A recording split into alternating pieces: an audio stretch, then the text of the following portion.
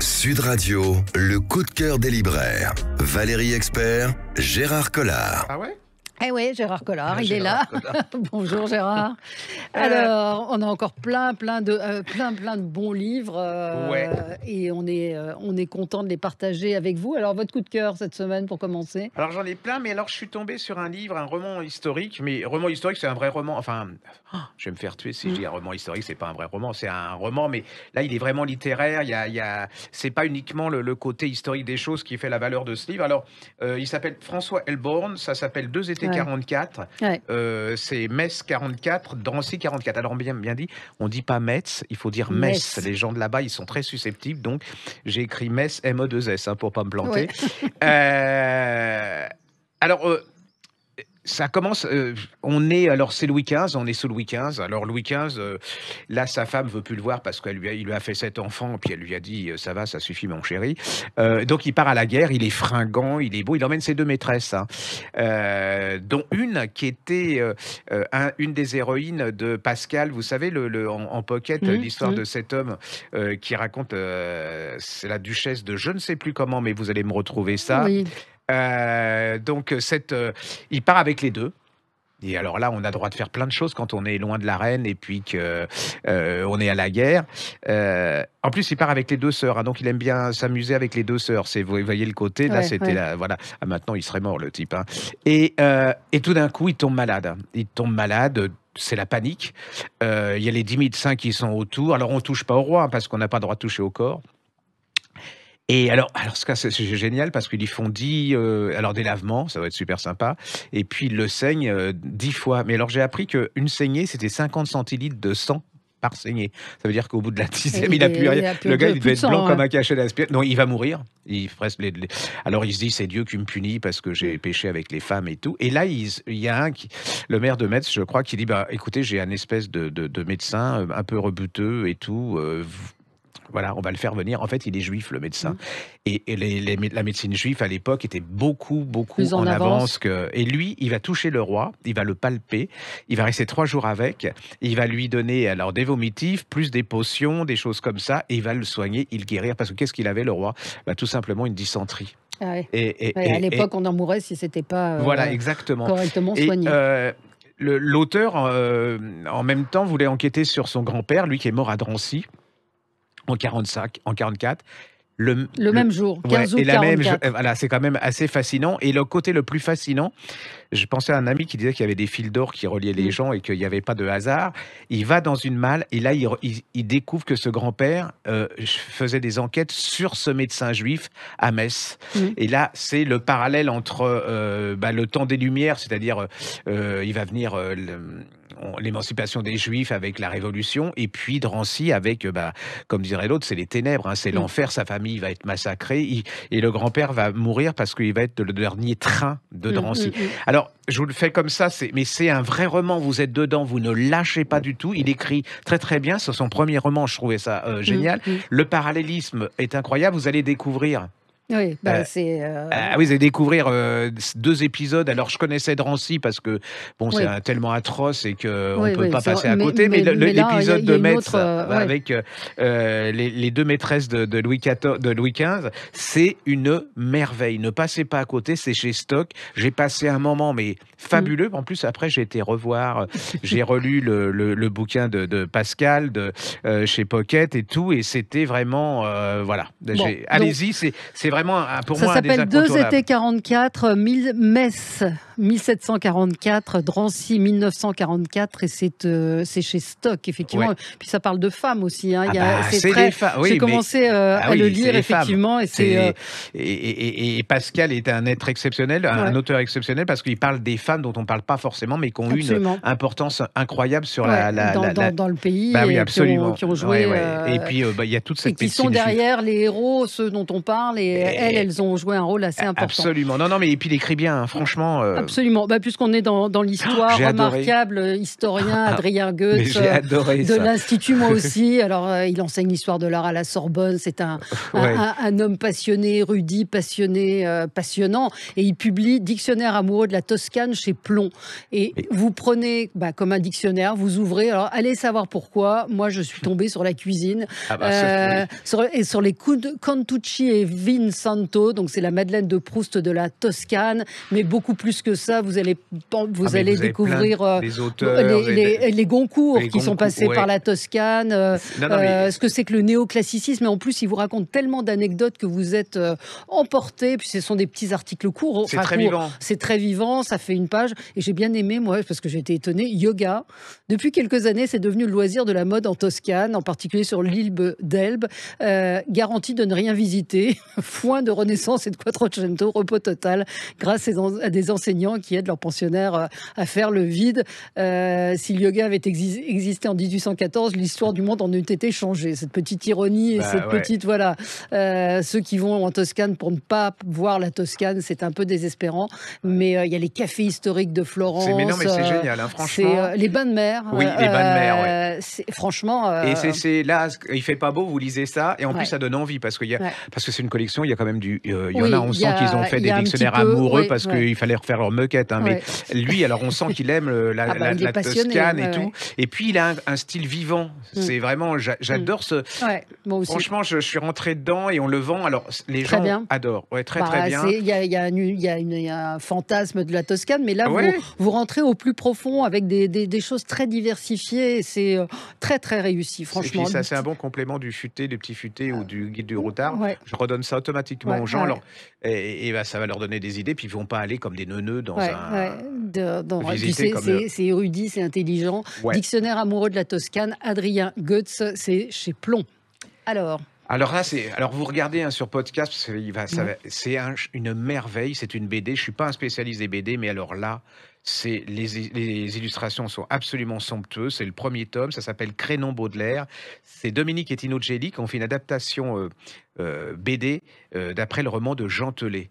Et c'est absolument somptueux. Mais alors franchement, les illustrations, j'en ai vu des magnifiques, mais là, c'est absolument... Il y a des couleurs. Moi, je suis assez sensible aux couleurs, justement. Regardez ça, c'est là, magnifique. C'est absolument magnifique. Alors là, vous allez découvrir l'amour Alors, c'est déjà la mort de... Au début, c'est la mort de comment il devient... Il a eu un AVC, Baudelaire. Donc, il va se rappeler sa vie, parce qu'il est recueilli par sa mère. Alors, sa mère, c'était son idole. Alors, limite perversion. C'est-à-dire qu'il l'aimait vraiment... très très très fort comme on dit. Et là c'est son histoire avec son beau-père, sa découverte de Paris, son dandysme et ainsi de suite. C'est une super introduction pour Baudelaire.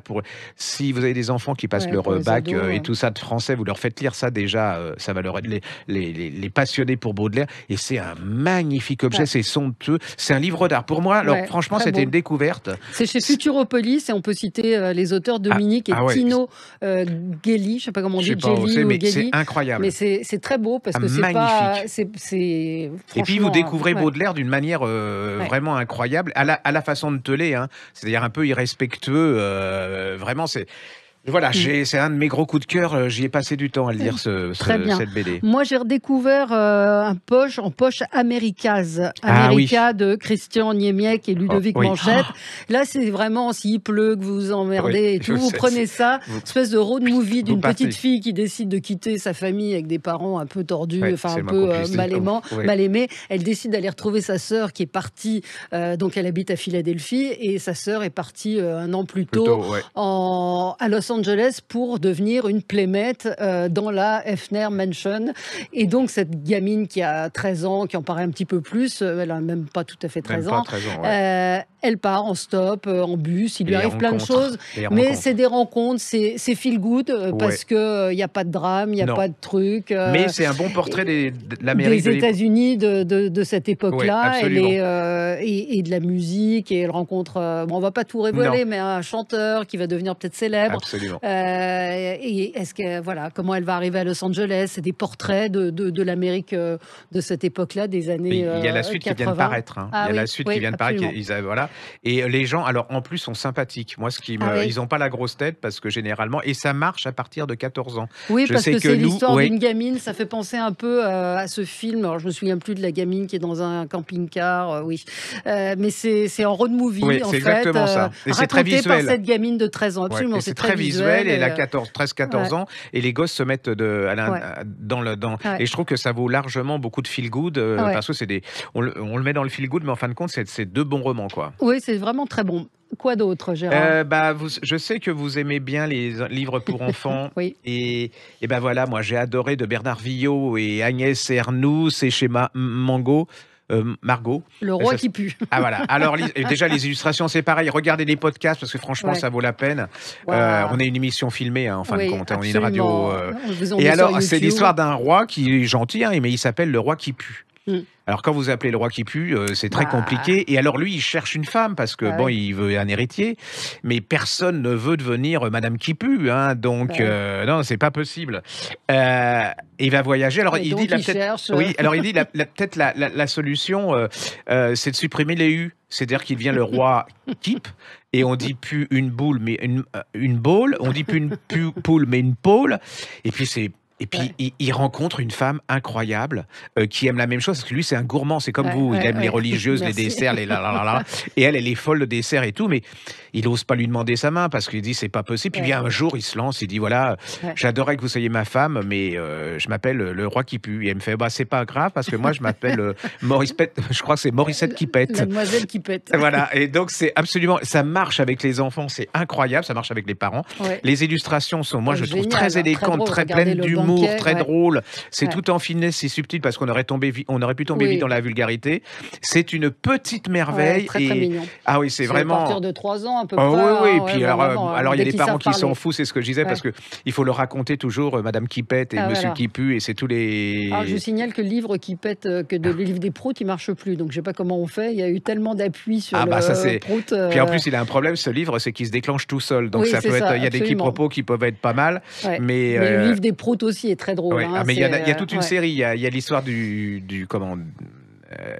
suppositoire qui est aussi pas mal, et le super pissou aussi. On est très pipi caca. Mais ça marche très bien. Mais celui-là est très bien. Le roi qui pue de Bernard Villot et Agnès Ernoux, c'est chez Margot Édition, et on va s'interrompre une petite page de publicité, mais on est là et on a plein d'autres choses à vous conseiller. À tout de suite. Sud Radio, le coup de cœur des libraires. Valérie Expert, Gérard Collard.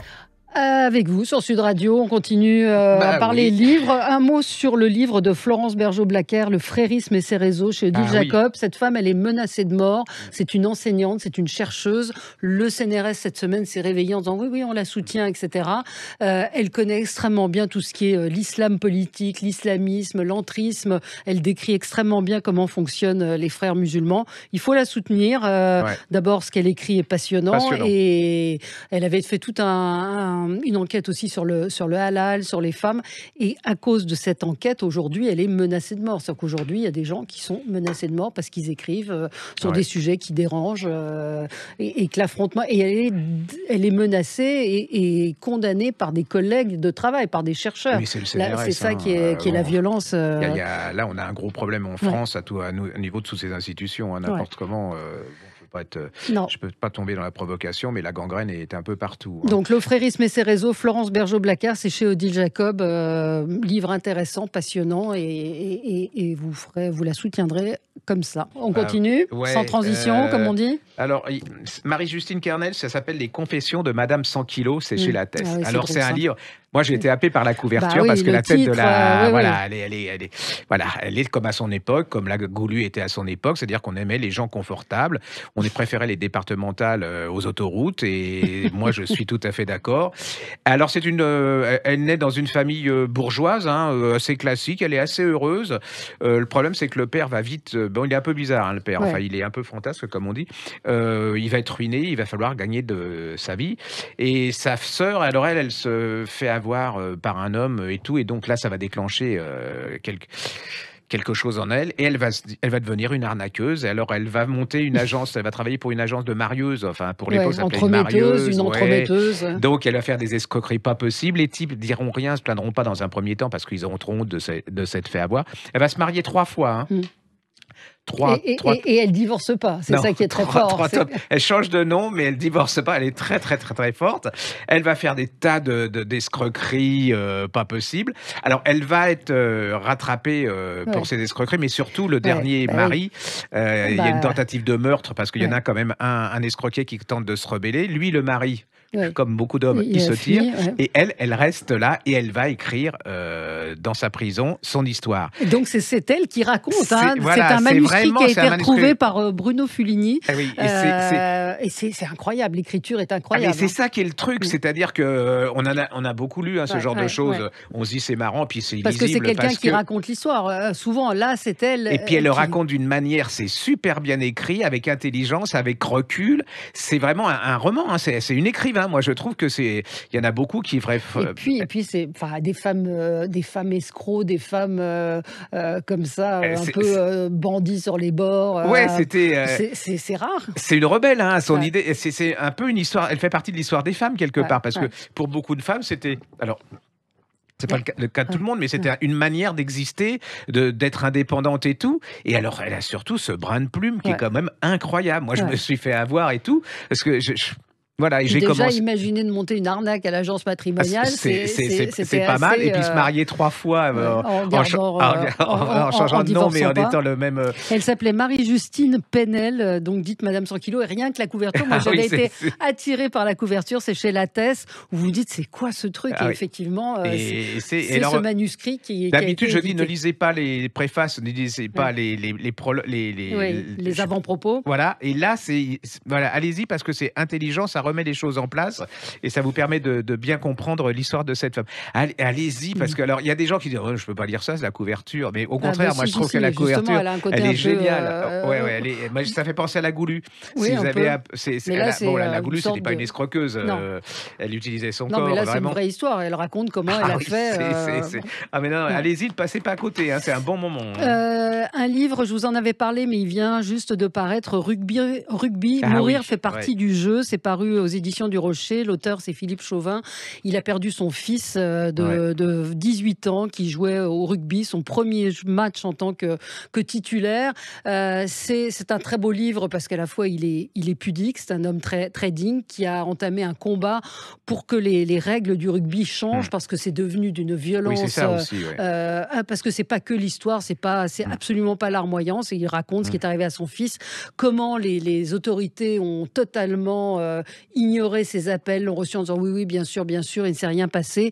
Donc c'est une sorte de plaidoyer aussi contre ce rugby de plus en plus violent, et puis que les parents aujourd'hui qui ont des gosses qui jouent au rugby sachent ce que risquent leurs enfants. Des plaquages, son fils il est mort d'un plaquage de 2 mecs qui l'ont coincé, et il est mort. Il paraît que depuis la professionnalisation de plus en plus du rugby, c'est devenu de plus en plus violent. C'est loin du rugby amateur dans le temps, même si c'était pas de la danse, mais là on est dans une période assez compliquée. Mais c'est le combat donc de cet homme assez seul face à des puissantes fédérations qui ne l'entendent pas. Il est assez soutenu par aujourd'hui des médecins parce qu'on se rend compte que les rugbyman ont des troubles cognitifs à cause des plaquages. Enfin, il n'y a pas que la mort, mais la mort fait aussi partie du jeu.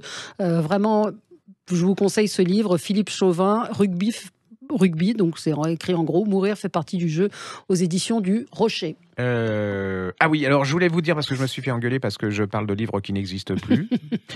Ce n'est pas de ma faute. On avait adoré Mes sœurs n'épousaient pas de marin de Nicolas Grégory chez Osescan. En fait, il était en réimpression. Il est un peu victime parce que, faut expliquer aux gens, c'est qu'en ce moment, le prix du papier est cher et que les éditeurs font des tirages de moins en moins importants et que c'est vrai que c'est très et que de par savoir rapport ce qui aux va imprimeurs, fonctionner ou pas. Bon, ils devraient nous appeler avant, on leur dirait à combien tirer le livre. Et donc là, il est reparu vendredi dernier. Donc là, vous pouvez y aller. Il est à nouveau disponible. C'est un livre merveilleux. C'est l'histoire de ces femmes qui essayent de sauver leur fils pour pas qu'il soit marin, et que le destin fait que malgré toutes elles essayent tout, et non, l'appel de la mer est quand même plus fort. C'est un très très très joli livre, magnifique. Et c'est pas glauque, je veux dire. Non, c'est très beau sur ces femmes de marins qui voient leur mari se partir, qui ne savent pas s'ils vont revenir. Voilà. Et il y a la voix des marins aussi, des hommes, parce que souvent il y a que les femmes ou que les hommes. Et là, vous avez les deux. Comment le partage se fait, et puis que les mecs, c'est comme si c'était une sirène qui les attrapait, et ils peuvent pas, hein, ils résistent pas. Allez-y, donc c'est disponible, ça s'appelle, de Nicolas Grégory, ça s'appelle Mes sœurs d'épousés par des marins aux escales. C'est une des merveilles de l'année. Si vous aviez aimé l'embuscade de Guillaume voilà, chez HarperCollins, vous adorerez ce bouquin, c'est d'une qualité égale. Moi, je vous parle d'essai aussi. Rudi Reichstadt, au cœur du complot. Rudi Reichstadt, il a un site où il tente de déjouer les conspirationnistes. Il avait publié L'opium des imbéciles. Et là, c'est plus son cheminement à lui, sa trajectoire, et puis les conséquences sur sa vie. Quand on dénonce un certain nombre de choses, ou qu'on contre des gens qui sont complètement fanatisés, il dit à un moment, l'ardeur mise dans le lynchage est renforcée par un biais cognitif bien connu en psychologie, l'effet de faux consensus. Il raconte à la fin qu'il a hésité à écrire ce livre. Il dit, est-ce qu'il n'y a pas quelque part d'inconscience à dévoiler son point faible, parce qu'il raconte que c'est assez difficile à vivre. Est-ce que je n'expose pas ma famille, ma compagne à des représailles? Et puis il dit non. Et voilà, aujourd'hui, il parle de ces intimidations, de cette violence dans la société. C'est extrêmement bien documenté. Il cite un certain nombre de cas, et je vous conseille de le lire également. Il est spécialiste du complotisme, donc ça s'appelle Au cœur du complot, c'est chez Grasset, et il s'appelle Rudi Reichstadt. Et là, c'est comme on dit que la démocratie est menacée, mais la démocratie, elle est menacée par cette violence insidieuse, parce que les gens, ils parlent du Capitole, enfin là, c'est la grosse truc, mais là, il y a cette espèce de violence, mais qui existe dans les livres aussi, l'autocensure, on réécrit les livres, les gens n'osent plus écrire parce que la violence est là, on est menacé et tout. Je trouve qu'on est dans une période où on ne signale pas assez cette violence du quotidien sur les gens qui... Et puis, il y a tellement d'imbéciles. Je veux dire, là, quand on est à dire que les pyramides étaient des centrales électriques, c'est comme dirait l'autre, c'est que l'obélisque de la place de la Concorde, c'est une truc Wi-Fi, quoi. Enfin, il y a un moment, il faut arrêter. Enfin, moi, je trouve que c'est une époque qui est très dangereuse. Mais vous savez, les pyramides, c'est peut-être vrai, parce que j'ai entendu Philippe Cavrivière qui parlait de Claude François, qui était égyptien. L'électricité, vous voyez la connexion, ça m'a fait beaucoup rire. Alors, on continue. Alors, je ne sais pas si on en avait parlé, mais je ne pense pas, parce que j'ai adoré ce livre, et donc je m'en fous si on en a déjà parlé. Et donc, comme je suis très mauvais au niveau des noms, c'est Donatella Di Pietrantonio, chez Borgo Sud, s'appelle Borgo Sud, chez Albin Michel. Et moi, je me suis pris... Alors, il faut dire aussi que la littérature italienne, en ce moment, je trouve que c'est une des plus vivantes. Hein. Ça va être les invités d'honneur du Salon du Livre de Paris. Pour une fois, ça va être quelque chose qu'on va pouvoir lire. Voilà. Non, là, je suis méchant. Oui. Et puis, en plus, il va falloir payer. Donc, faut payer l'entrée. Oui, il faut payer. Contrairement au Salon du Livre de Saint-Maur, mais qui n'aura pas lieu cette année. Oui, mais alors, attention, surprise. Un petit salon. On peut pas dire. Voilà, surprise, il y aura un truc. Le 17 et le 18 à Saint-Maur. Tous les amoureux du salon. Livres. Et il y aura une surprise et qui sera... Voilà, je pense que ça va vous faire plaisir. Bon, alors, Borgo Sud, elle s'appelle Donatella Di Pietrantonio. Voilà. Jolie couverture aussi. Ah oui. Borgo, c'est un port des Abruzzes. Hein. C'est l'Italie pauvre. Hein. C'est les gens qui... Et c'est l'histoire de deux sœurs. Alors, elles ont été séparées. Elles s'aiment. C'est je t'aime, moi non plus. Mais c'est presque je t'aime, je te hais. Et c'est la passion. Hein. Donc, il y en a une qui... Alors, la mère, elle est terrible. Enfin, vous voyez, on se dit pas qu'on s'aime. C'est très dur. Hein. C'est la survie et tout. Alors, il y a deux sœurs. Il y en a une qui va finir qui est professeure, qui atterrit à Grenoble. Elle a réussi sa vie. Hein. Elle s'est un peu séparée de sa sœur. Et l'autre sœur, elle a continué. Elle voulait devenir géomètre. Sa mère lui a dit, écoute, ma chérie, tu vas pas devenir géomètre. Tu vas être comme tout le monde. Tu vas vivre au village. Et elle va se tirer. Et là, elle va... c'est une sorte de rebelle, de punk italienne. Elle va tomber amoureuse d'un beau pêcheur. Relation passionnée, tumultueuse et tout. Vous allez pénétrer dans cette Italie. Alors, moi, j'ai adoré cette fille qui se met en danger, qui croque la vie, qui la dévore, qui s'en prend plein la tête, et puis en même temps tout ce paysage avec la mer, le soleil, la jalousie, la mort, enfin c'est extraordinaire. Et puis un jour, sa sœur reçoit un coup de téléphone à Grenoble et dit il faut que tu reviennes parce que là elle est peut-être en train de mourir. Et là on va vous raconter toute cette vie entre ces deux sœurs, cette passion, cet amour.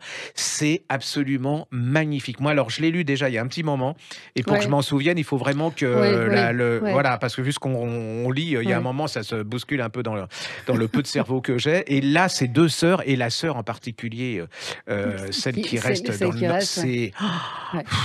Borgo Sud de Donatella di Pietrantonio, c'est chez Albin Michel. C'est pas glauque et c'est plein de générosité aussi. C'est ensoleillé. Je tiens à le dire parce que les gens, dès qu'on dit ils se tirent, parce que vu l'ambiance en ce moment. Non, mais c'est pour ça on a envie de livres qui font du bien. Et là, c'est un très très beau livre, un très grand écrivain. Et on vous parlera aussi d'un livre qu'on a beaucoup aimé. On se le garde pour la semaine prochaine. Absolument. On a envie de livres où on a plaisir à lire, qui ne sont pas angoissants et compliqués. Voilà. Merci Gérard. On se retrouve la semaine prochaine pour d'autres livres. Sud Radio, le coup de cœur des libraires. Valérie Expert, Gérard Collard.